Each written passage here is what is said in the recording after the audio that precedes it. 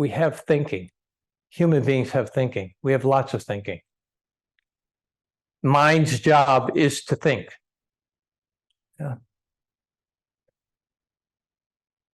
Most of us are attached to thinking. So most of us need the medicine called meditation. If we didn't have an attachment to thinking, we wouldn't really need meditation.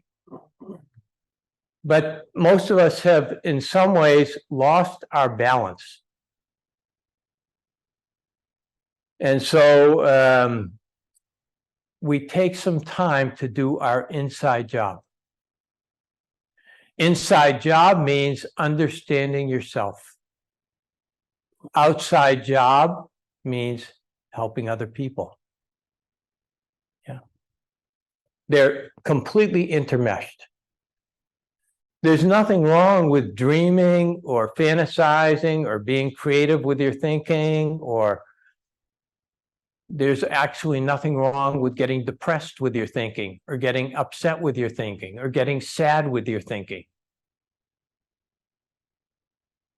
But it's just a step further from what's really accurate.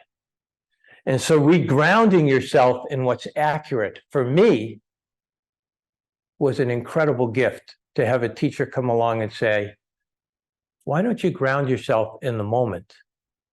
Then thinking comes, thinking goes, and it becomes your gift rather than your burden. Okay. I'll say it another way for you too, just for our mutual entertainment, okay? In Buddhism, human beings have 6 primary tools to interface with the world. What are those 6 tools?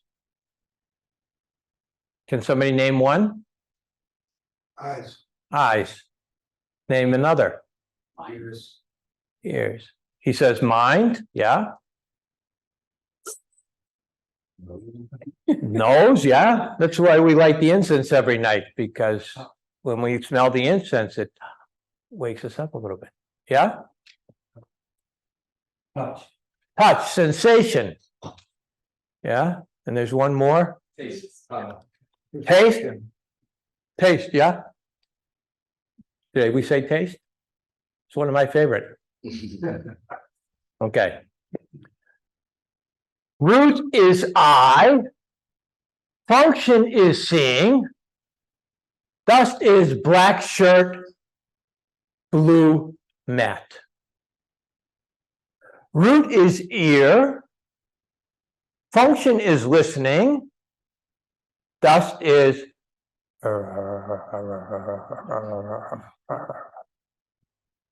root is nose. Function is smelling. Dust is Cambridge Zen Center odor.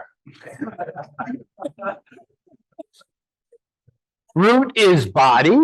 Function is feeling. Dust is sensation. It's 70 degrees in here. Root is tongue, tasting, no particular flavor. And the 6th one, I think I did 5 there. Mind, thinking, object of mind. Okay? Those are human beings. Those are our tools. Most of us have all those tools. Some of us don't have them all, but most of us have those tools. Eyes, ears, nose, tongue, body, mind. Okay? There's one tool that we attach to more than the others, and that tool is thinking. Thinking. Now, when I say we attach to thinking, what does that mean? Can't stop. No, because we can't stop smelling, can we? They can't. I mean, if you're walking to a bathroom and it smells like shit, you know, you still smell it, you know, you can't say cork it, you know? Yeah. So that like Like looking around, like your eyes see like a lot of things, but you don't actually like really process or think about most of the things you see. But then like when thinking, like I hear what you're saying, very close, okay, okay, unfortunately. not bad. Maybe like we try to manipulate it or try to like judge it or Yeah, well, we Try to try to change it. manipulate it all the time. I mean, Barbara came in and flipped on the air conditioner to manipulate the temperature in here for our sensation. Yeah, You don't let go once it's over, like once the steam is over, the dust is gone, we don't let go. Versus the smell. we don't let go, yeah, but why don't we let go? We get attached to it. Huh? Why? Because we're attached. Why are we attached? Exactly. Well, we have good and bad, but we have good and bad smells add and to it? good and bad sounds and good and bad, huh? The essence. Fear. We're attached because of fear. Yeah, Is it that we add to it? I'll give you a hint. I'll give you a hint, at least the way I interpret it is. We believe we are our thoughts. We believe that. Every one of those other things is a tool. It's like you're walking through Central Square. You smell the pizza, you know, coming out of some Italian shop there. Yeah, delicious. Yeah. Walk a little further. Somebody's thrown up in the middle of the sidewalk. And that odor comes up and it's like, oh, Jesus. You know? Okay. Walk a little further, some thought appears. Maybe some friend you were able to have a really good talk with. Or a partner that you just really had a fabulous experience with. How you were able to say the right thing at just the right time so it went in and it really helped them. And then immediately after that thought, what comes up? Oh, wow. I'm really getting this human life down. You know, and maybe it's the Zen meditation. I'm becoming a better person. I'm kinder. I'm more loving. This is really working out. Yeah. Then you walk a little further.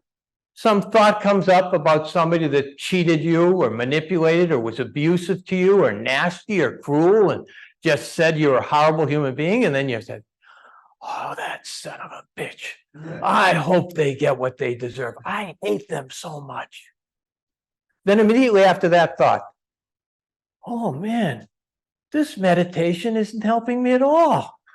This Zen is bullshit. Yeah. That's because, yeah, we attach to our thinking because we believe we are our thoughts. When we smell the pizza, we don't say, ho, ho, ho, way to go, nose. I'm so happy that you're right there hanging around because you know, I don't know what I'd do without you. And when we smell the vomit in the street, we don't say, nose, you suck, you're really screwed up. I'm getting rid of you. We don't do that. Our true nature is before thinking. Before seeing, smelling, tasting, touching, hearing, and thinking. It's before that. That's true nature. What are those other things? There are tools. They're how we interface. They're how we're creative. They're how our skills appear. They're how we love. They're how we share with each other. But true nature is someplace else. In Zen, we call that don't know. Don't know. It's so simple, it's almost embarrassing to have a Dharma talk about it. You know? Because it's like if you go to school, for instance, and you're going to plumbing school and you're learning to be a really good plumber. And then you take your plumbing exam and you become a licensed plumber. And then you're a licensed plumber for a while and you take another exam and you become a master plumber. And then you really know how to put those pipes together and what kind of gunk to put on and what corrodes fast, what corrodes slow, what you need for water, what you need for gas. Okay. That's all the data. That's all the stuff. But each one of us is already a complete human being. I can't teach Kimball how to be a human being. He's quite obviously already one.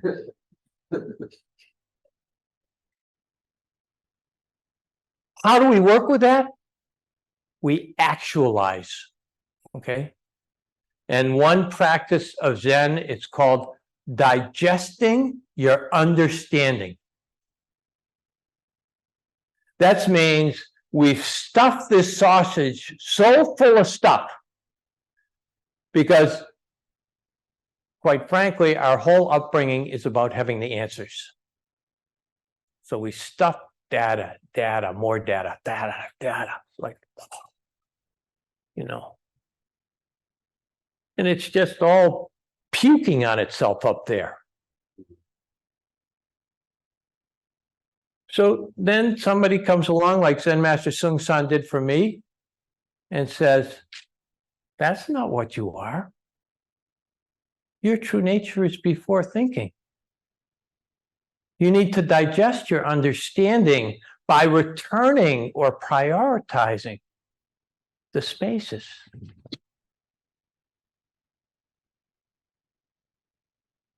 And you know what? It completely changed my life, personally. Completely changed my life. Because it was no longer about getting and feeling like I'm a failure or feeling like there's something wrong with me and there's something right with somebody else. And he's so smart and I'm not so smart. It's him and she's and he. Yeah.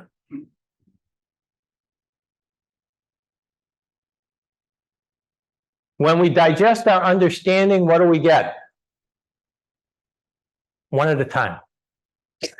A poo, Huh? a poo. Not bad. Actually, we get wisdom. You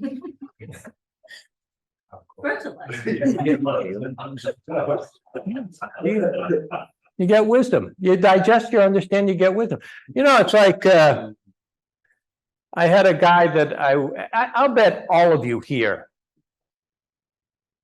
maybe know somebody that's not so smart, but yet has a wisdom about them. They're comfortable in their own being. They're a little more maybe present or engaged, or there's something about them, you know, they have wisdom. They say the right thing sometimes at the right time. And I'll bet there are other people you know that are very smart and have a lot of knowledge, but for whatever reason, they don't have a lot of wisdom.